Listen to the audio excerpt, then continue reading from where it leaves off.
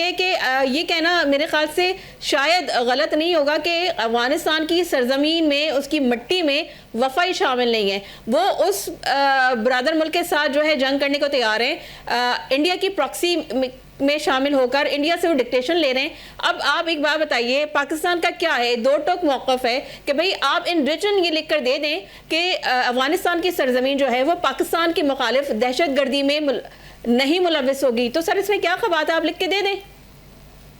دیکھیں میری بات سنیے, جب قندھار کی دوسری لڑائی ہوئی تھی انگریزوں کے ساتھ, ایران نے ان کی بے انتہا مدد کی تھی جس کی وجہ سے بچت ہوئی تھی ان کی.